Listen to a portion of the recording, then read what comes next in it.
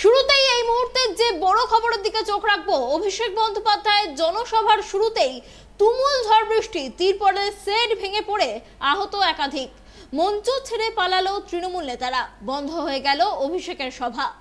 এদিন নদিয়ার বাতকুল্লায় বেলা 3টে তৃণমূল সাংসদ অভিষেক বন্দ্যোপাধ্যায়ের নবজোয়ার কর্মসূচি ছিল।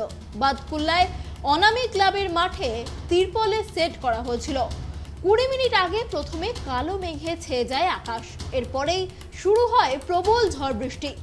দমকা হাওয়ায় রীতিমতো দুলছিল তিরপলের সেট। দমকা হাওয়ায় শেডের একাংশ হুড়মুড়িয়ে ভেঙে পড়ে।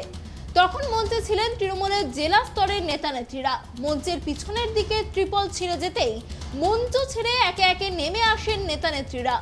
সেটের ওপর থেকে পড়ে যায় আহত এক প্যান্ডেল কর্মী। তাকে তড়িঘড়ি চিকিৎসার জন্য প্রাথমিক স্বাস্থ্য কেন্দ্রে নিয়ে যাওয়া হয়েছে। এই বিষয়ে তৃণমূল নেতা রাজীব বন্দ্যোপাধ্যায় জানিয়েছেন, আবহাওয়ার কারণে মূলত বন্ধ হয়ে গেল জনসভা। তবে রাস্তায় মিছিল করে জনসংযোগ কর্মসূচির কথা চিন্তা ভাবনা চলছে। এই প্রথম নয়, এর আগেও অভিষেক বন্দ্যোপাধ্যায়ের কর্মসূচি ঝড় বৃষ্টির কারণে বাতিল হয়ে গেছে। সেই ঘটনারই পুনরাবৃত্তি ঘটল নদিয়ার বাতকুল্লায়। আপনাদের আবারও জানিয়ে রাখি, অভিষেক বন্দ্যোপাধ্যায়ের জনসভার শুরুতেই তুমুল ঝড় বৃষ্টি, ত্রিপলের সেট ভেঙে আহত একাধিক। মঞ্চ ছেড়ে পালালো তৃণমূলের নেতা নেত্রীরা। এই বিষয়ে আমরা আরো বিস্তারিত জানবো। আমাদের সঙ্গে এই মুহূর্তে ফোন কলে রয়েছে নদিয়া থেকে মলয়। মলয়, তোমার কাছে প্রথমেই যেটা জানতে চাইবো যে অভিষেক বন্দ্যোপাধ্যায়ের জনসভায় ত্রিপলের সেট ভেঙে পড়ে আহত একাধিক, যারা আহত হয়েছেন তারা এই মুহূর্তে কোথায় রয়েছেন? হ্যাঁ দেখো অনন্যা, তখন অভিষেক বন্দ্যোপাধ্যায় এসে পৌঁছায়নি, মিনিট 20 বাকি আছে। এরকম একটা সময় কালো মেঘ করে যখন প্রচন্ড হাওয়া উঠলো, তখনই দমকা হাওয়াতেই নড়ছিল উপরের অংশটি, মূল যে মঞ্চ যেখানে অভিষেক বন্দ্যোপাধ্যায় বক্তব্য রাখবেন তার উপরের অংশটা, এবং তার সঙ্গে সাথে বৃষ্টি নেমে যায় এবং বৃষ্টিতে ত্রিপলের একটা অংশ জল জমে সেইটা ভেঙে পড়ে, দুমড়ে মুচড়ে ভেঙে পড়ে। এবং সেটা সারাতে উঠেই মূলত একজন প্যান্ডেল কর্মী উপর থেকে পড়েই গুরুতর আহত হন এবং তাকে সাথে সাথে ওইখানে বাতকুল্লাতে যে প্রাথমিক স্বাস্থ্য কেন্দ্র আছে সেখানে নিয়ে যাওয়া হয়। এবং তৃণমূল কর্মীরাও যারা তলার স্টেজে যারা ছিলেন নেতা নেত্রী, তারা যখন নিচে নেমে আসেন তখন একটা হুড়োহুড়ির পরিস্থিতি তৈরি হয়, কারণ তখনও বোঝা যাচ্ছিল না কিন্তু যে পরিস্থিতি কোন দিকে গড়াচ্ছে, আদৌ কি পুরোটাই ভেঙে পড়বে কিনা, এমন একটা নিশ্চয়তার মধ্যে ছিল। স্বভাবতই ওই হুড়োহুড়িতেই কিন্তু অনেক তৃণমূল কর্মী যারা এরকম সংখ্যালঘু 3 জন হবে, তাদেরও কিন্তু বেশ গুরুত্ব পেয়েছে। রাজীব বন্দ্যোপাধ্যায়, তোমার কাছে আরো যেটা জানতে চাইবো যে কর্মী আহত হয়েছে, যে প্যান্ডেল কর্মী আহত হয়েছে, তার শারীরিক অবস্থা বর্তমানে কেমন রয়েছে? হ্যাঁ, তার শারীরিক পরিস্থিতি এখন প্রাথমিক চিকিৎসার পরে একটুখানি স্থিতিশীল হয়েছে। কিন্তু আমরা এই ব্যাপারে জানতে চেয়েছিলাম, প্রোগ্রাম অভিষেক বন্দ্যোপাধ্যায়ের প্রোগ্রাম মূলত কিন্তু যে রাজ্য নেতৃত্ব এসেছিল রাজীব বন্দ্যোপাধ্যায় থেকে আরম্ভ করে অনেকেই, তারা কিন্তু এটাকে আপাতত মুলতুবি দিয়েছেন। তবে এখনো পর্যন্ত যে একটা পথসভা হওয়ার কথা ছিল সেইটা হবে কিনা সেটার নিশ্চয়তা নেই। মলয়, তোমার কাছে আরো যেটা জানতে চাইবো যে এই যে ত্রিপলের সেট ভেঙে পড়লো, তার কারণে আরো একাধিক স্থানীয় যারা এসেছিলেন সভাতে তারা আহত হয়েছে, এটা জানা যাচ্ছে। তো তাদের শারীরিক পরিস্থিতি কেমন?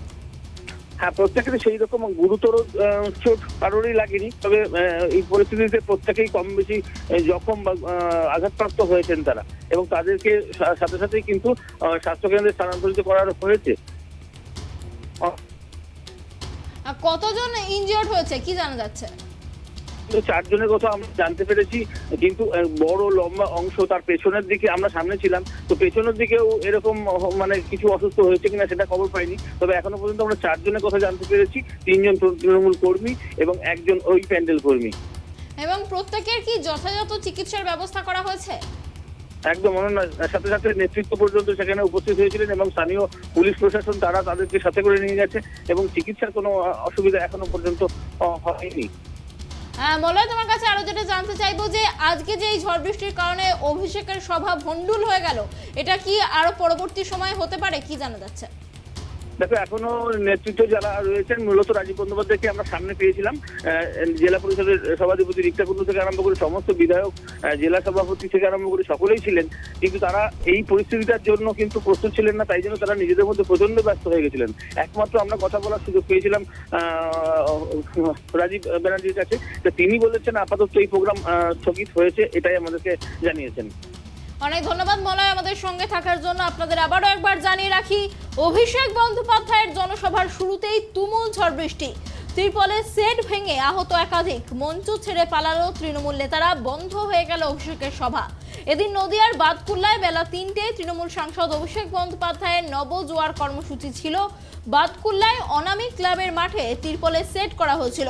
20 মিনিট আগে প্রথমে কালো মেঘে ছেয়ে যায় আকাশ, আর তারপরেই প্রবল ঝড় বৃষ্টি শুরু হয়।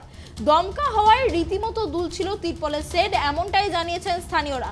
দমকা হওয়ায় শেডের একাংশ হুড়মুড়িয়ে ভেঙে পড়ে, আর তার ফলেই আহত হয় 4 জন, এমনটাই জানা যাচ্ছে। এবং এছাড়াও একজন প্যান্ডেলের কর্মী যিনি ত্রিপল ঠিক করতে ওপরে উঠেছিলেন, তিনি ওপর থেকে নিচে পড়ে আহত হন এবং তারও প্রাথমিক চিকিৎসার ব্যবস্থা করা হয়েছে, এমনটাই জানা যাচ্ছে। এই বিষয়ে তৃণমূল নেতা রাজীব ব্যানার্জি কি বলেছেন জানাবো।